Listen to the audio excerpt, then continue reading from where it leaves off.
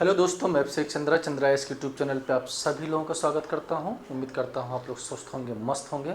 और जो है आज से क्लास नंबर 4 है और आज आपको जो पढ़ना है पार्ट्स ऑफ सीपीयू के पार्ट्स क्या क्या होते हैं, जैसा कि आपको स्क्रीन पर दिखाई दे रहा होगा। तो पहला होता है सीपीयू। यदि हम बात करते हैं सीपीयू क्या होता है, तो आप कह सकते हैं ब्रेन ऑफ द कंप्यूटर। जो कंप्यूटर का दिमाग होता है वही सीपीयू होता है। आप कह सकते हैं सीपीयू विभिन्न प्रकार के पार्ट से लैस होता है जो डेटा के इनपुट और आउटपुट के लिए महत्वपूर्ण होते हैं। यहाँ सीपीयू के प्रमुख पोर्ट्स के विवरण दिए गए हैं। पहला, डेटा पोर्ट। डेटा पोर्ट क्या होता है? सीपीयू के डेटा पोर्ट का उपयोग सीपीयू और अन्य डिवाइसों के बीच डेटा संचार के लिए किया जाता है। उपयोग डेटा को प्रोसेस करने के लिए और स्टोर करने में मदद करता है। दूसरा जो हमारा होता है एड्रेस पोर्ट। एड्रेस पोर्ट क्या होता है, आप ध्यान दीजिएंगे यहाँ।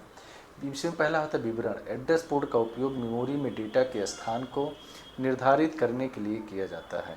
इसका उपयोग क्या होता है? यह मेमोरी में डेटा को पढ़ने या लिखने के लिए सही एड्रेस को चुनने में सहायक होता है। आगे जो है आप ध्यान देंगे, यहाँ पे लिखा गया है कंट्रोल पोर्ट। अब देखिए कंट्रोल पोर्ट में पहला क्या होता है विवरण।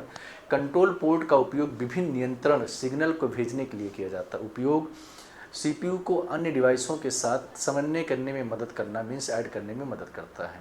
इनपुट आउटपुट पोर्ट आपका जो होता है वो जो लिखा है I1, तो ये जो हमारा होगा इनपुट होगा I।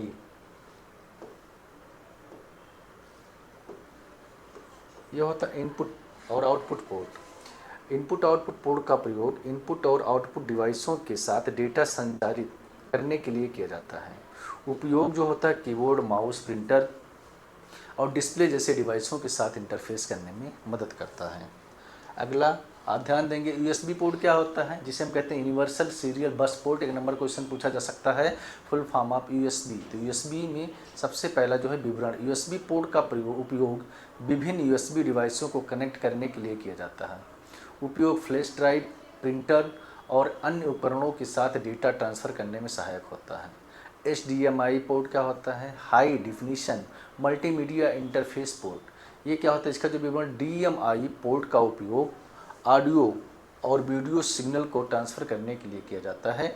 उपयोग HD टीवी, मॉनिटर और प्रोजेक्टर जैसे उपकरणों के साथ कनेक्ट करने के लिए उपयोग किया जाता है। HDMI जो पोर्ट होता है इसका काम क्या होता है? प्रोजेक्टर वगैरह को ऐड करने के लिए।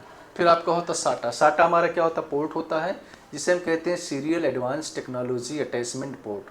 साटा पोर्ट का उपयोग हार्ड ड्राइव और SSD को कनेक्ट करने के लिए किया जाता है। उपयोग डेटा ट्रांसफ़र के लिए एक तेज़ और विश्वसनीय इंटरफेस प्रदान करता है। फिर आपका होता है ईथरनेट पोर्ट। ईथरनेट पोर्ट क्या होता है? ईथरनेट पोर्ट का उपयोग नेटवर्क कनेक्टिविटी के लिए किया जाता है। उपयोग इंटरनेट और लोकल एरिया नेटवर्क लैन से कनेक्ट करने में मदद करता है। BGA पोर्ट जो आपका होता है, जो CPU और मॉनिटर को ऐड करने में किया जाता है, वो हमारा है BGA पोर्ट। मॉनिटर और प्रोजेक्टर को दोनों को कनेक्ट कर सकते हैं इससे हम। आगे जो दिया गया है DVI port, digital visual interface port. ये क्या होता है? DVI पोर्ट डिजिटल और एनालॉग दोनों प्रकार के सिग्नल का समर्थन करता है। उपयोग हाई डिफिनीशन मॉनिटर्स और प्रोजेक्टर से कनेक्ट करने के लिए उपयोग किया जाता है। डिस्प्ले पोर्ट विवरण में यह डिजिटल वीडियो और ऑडियो सिग्नल के उच्च बैंडविड्थ वाला पोर्ट होता है। उपयोग इसका क्या होता है? हाई डिफिनीशन डिस्प्ले डिवाइसों से कनेक्ट करने के लिए उपयोग किया जाता है। इसका हाई पोर्ट का जो डिस्प्ले होता है उसको ऐड करने के लिए उपयोग किया जाता है। फिर आपका होता है ऑडियो पोर्ट। ऑडियो पोर्ट का उपयोग साउंड डिवाइसों को कनेक्ट करने के लिए किया जाता है। स्पीकर से हो गया, हेडफोन हो गया और माइक के साथ इंटरफेस करने में मदद करता है।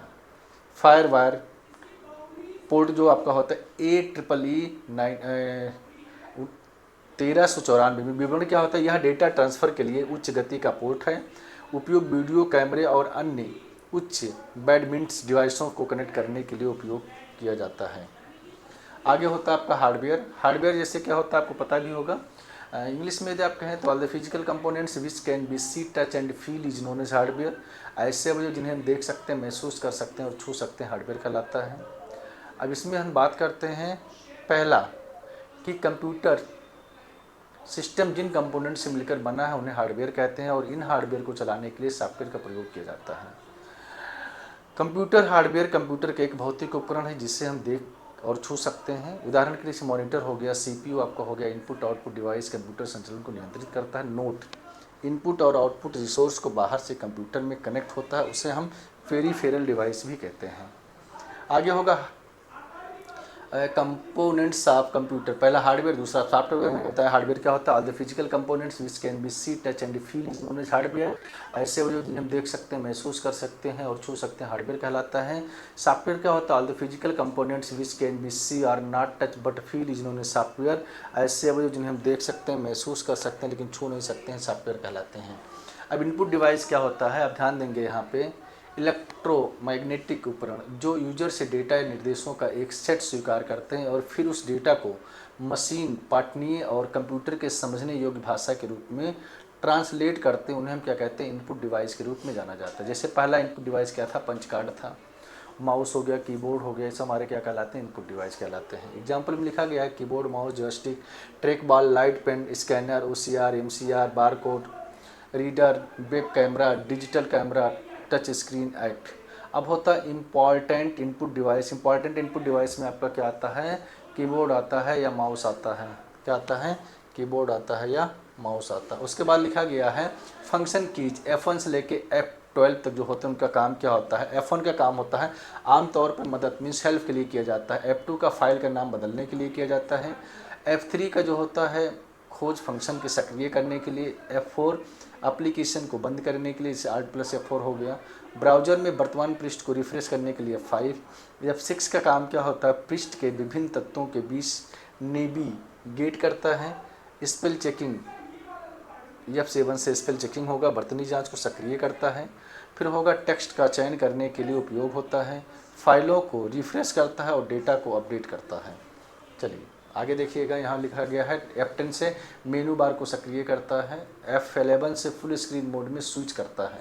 F12 सेव एज के विकल्प को खोलता है और डेवलपर टूल्स को सक्रिय करता है। फिर आपका होता है alpha numeric. Alpha numeric index कह सकते हैं जो हमारे A से लेके Z तक होते हैं, ये हमारे अल्फ़ा न्यूमेरिक होते हैं।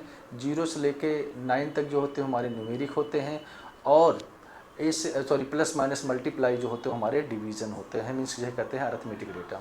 विवरण, कीबोर्ड को निचले हिस्से में सबसे लंबी जो की होती है वो हमारा स्पेस बार होता है। उपयोग, शब्दों के बीच में स्पेस अंतराल डालने के लिए उपयोग किया जाता है।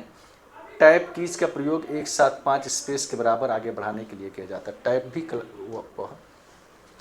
चलिए फिर आगे देखिएगा, यहाँ पे लिखा गया जैसे बातें कम काम बड़े करो क्योंकि दुनिया को सुनाई कम देता और दिखाई ज़्यादा होता। कभी भी जो है बातें कम करो, काम ज़्यादा करो, क्योंकि दुनिया को सुनाई कम देता है, दिखाई ज़्यादा देता है। अगला जो है आप ध्यान देंगे यहाँ पे, जिस दिन मन हारने लगे उस दिन अपने आप से पूछना शुरू क्यों किया था। कब किसी भी काम को करने के लिए यदि आपका मन हारने लगे तो आप अपने आप से ही पूछिएगा तो फिर इस काम को शुरू ही क्यों किया था जब आपको हारना ही था। अगला जो है आप ध्यान देंगे यहाँ पे, हिम्मत भी चाहिए मुश्किलों से लड़ने के लिए, दोपहर ही काफ़ी नहीं पहाड़ चढ़ने के लिए। कभी भी चढ़ने के लिए दोपहर की ही ज़रूरत नहीं होती, दोपहर तो सबके पास होते हैं। सबसे ज़रूरी चीज़ होता है कहीं पे चढ़ने के लिए, कोई काम करने के लिए सबसे ज़रूरी जो आपका होता है हिम्मत। यदि आपके पास हिम्मत है तो आप कुछ भी कर सकते हैं। आगे, अपने सपनों की उड़ान किसी और से पूछ कर मत भरो। कभी भी कोई चीज़ आपको करना है तो किसी से पूछ के नहीं और ना ही किसी के भरोसे करो, डायरेक्ट आप खुद से करें।